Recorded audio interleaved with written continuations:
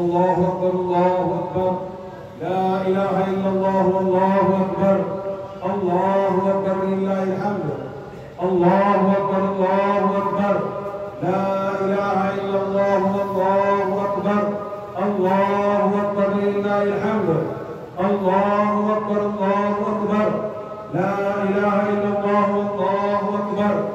الله أكبر لله الحمد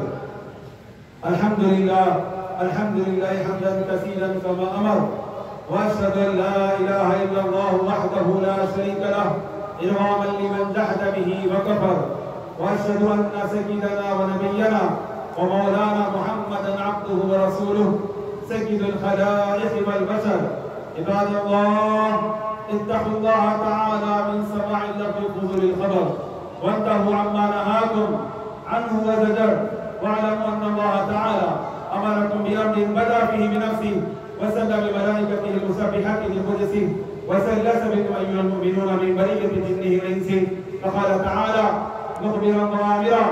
إن الله وملائكته يصلون على النبي يا أيها الذين آمنوا صلوا عليه وسلموا تسليما اللهم صل وسلم وبارك على سيدنا ونبينا ومولانا محمد وعلى آل محمد صلى الله عليه وسلم خصوصا منهم على سيدنا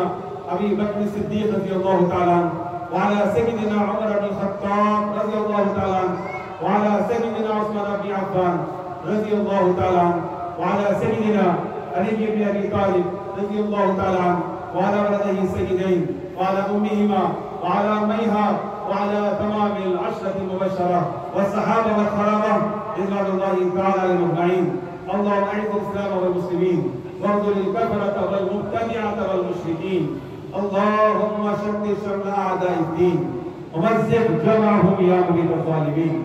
اللهم انصر من نصر دين محمد صلى الله عليه وسلم واخذل من خذل دين محمد صلى الله عليه وسلم واكتب اللهم ستر وسلامه والعافية علينا وعلى بك الهجاة والغزاة والمسافرين في برك وبحرك من أمة محمد أجمعين برحمتك يا أرحم الراحمين ولذكر الله تعالى أعلى وأولى وعز وجل وعظ والتقوى أكبر الله أكبر الله أكبر لا إله إلا الله والله أكبر الله أكبر لله الحمد الله أكبر الله أكبر لا إله إلا الله والله أكبر الله أكبر لله الحمد الله أكبر الله أكبر لا إله إلا الله والله أكبر